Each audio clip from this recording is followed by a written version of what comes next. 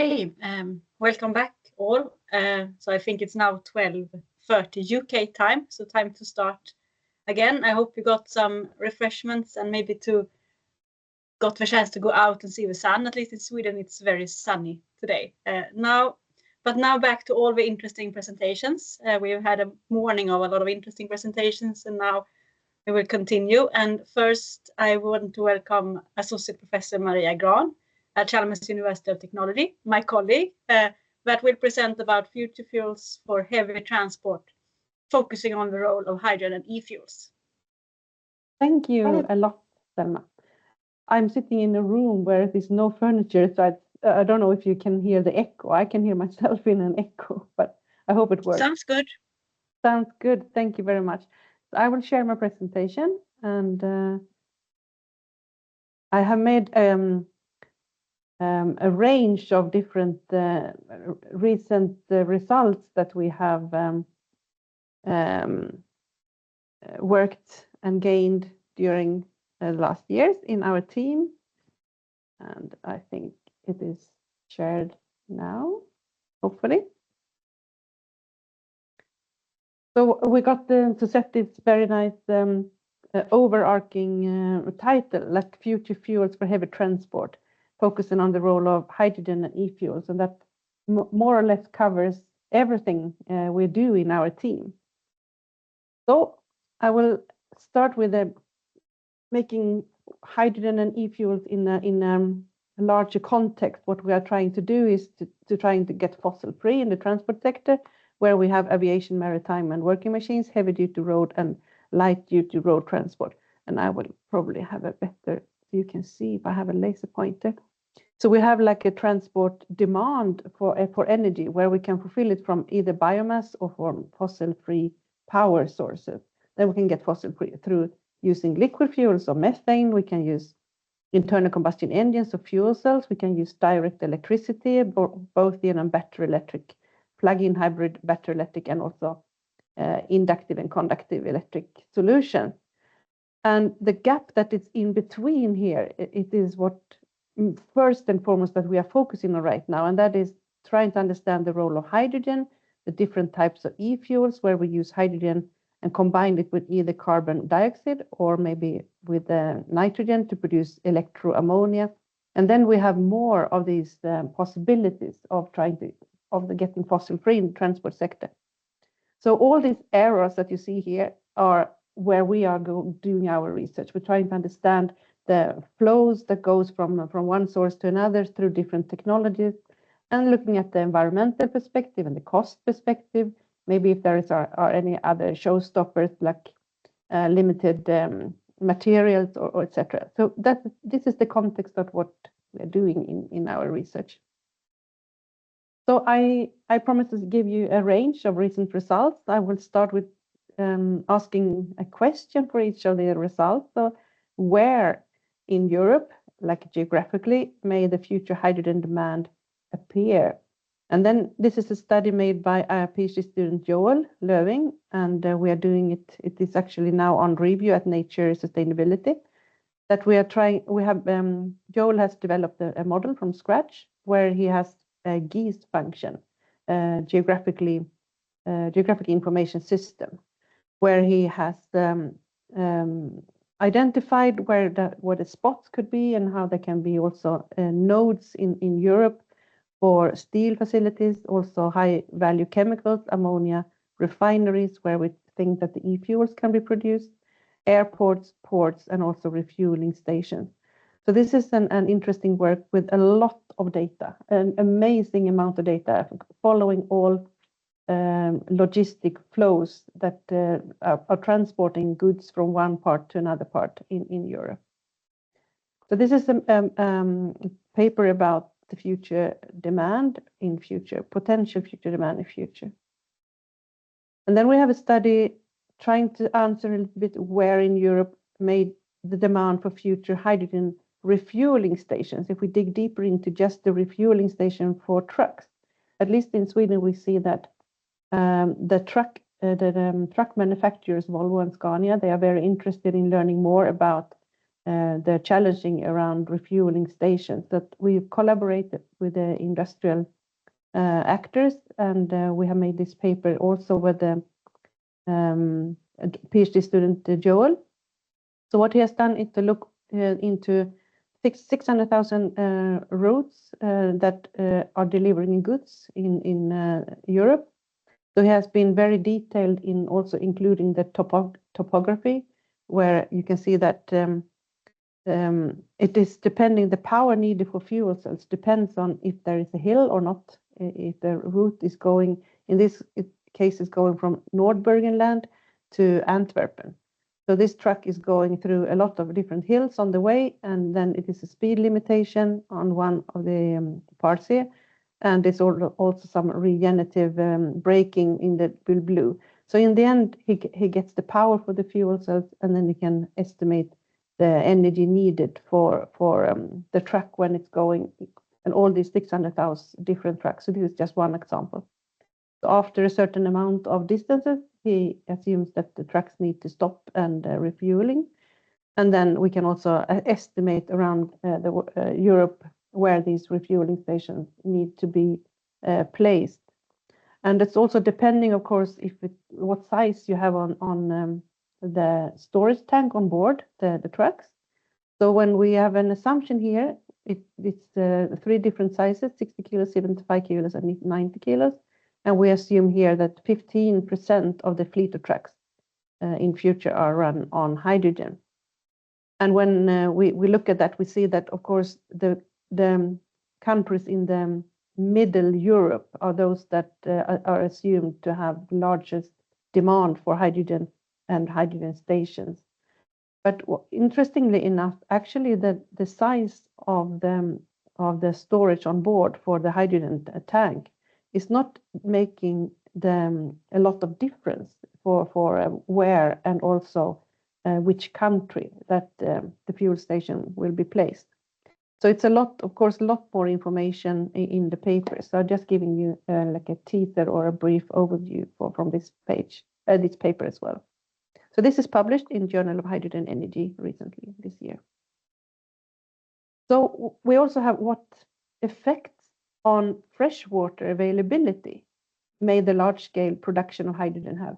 And I heard this morning that it actually was a question about if there were any connection between the water scarcity, or if there is anything we need to think of when it comes to production of a large-scale production of hydrogen. So there is a common knowledge that the water scarcity is not making any hindrance in European scale, or not even on a country scale.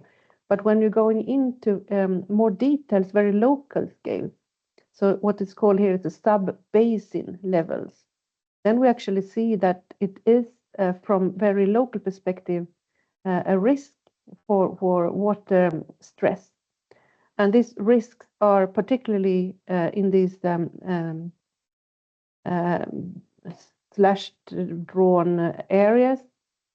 And also when we see that our dashed regions, the projected water availability is exceeded due to hydrogen production. So then we actually need to have an insight or thought about where we put our large-scale production of hydrogen, and maybe then avoid those dashed regions here. Also, the regions, when you see blue dots, for example, here in Sweden and Norway and parts of Finland, Denmark, etc., then we have a risk for water stress that has increased more than 50% due to large-scale hydrogen production. So we just want to highlight also that it is an issue that we need to at least take into account. And we all know that if we produce hydrogen elsewhere and we distribute it, we come into other challenges also when it comes to how to transport hydrogen around. But we can probably go around these issues and with smart production strategies.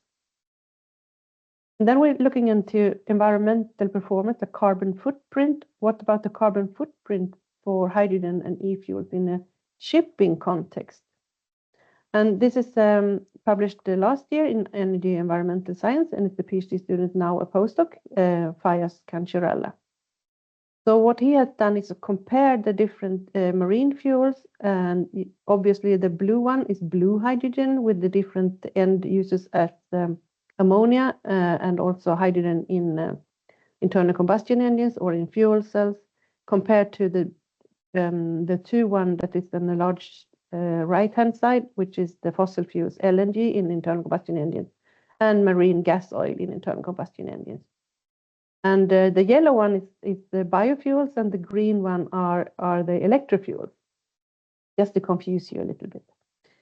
So what we can see here is in general that we see that if we go for the blue hydrogen, there might be potential to reduce compared to the fossil fuels, maybe between 40 and 62% greenhouse gas reduction.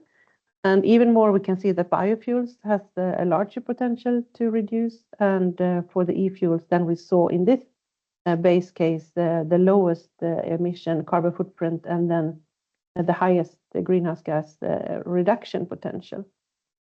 Of course, it depends on what electricity mix you are assuming here. And in this case, we assume wind as base case, which is relatively low emitting. So 9 grams CO2 equivalent is the base case for the green, which is the e-fuels. So on this axle here, you see the carbon intensity of electricity. So as long as you go for higher carbon intensity, you actually pass through the biofuels here, and you also pass through the blue fuels. So has, of course, a lot of impact depending on what electricity you're using or what electricity mix you're using.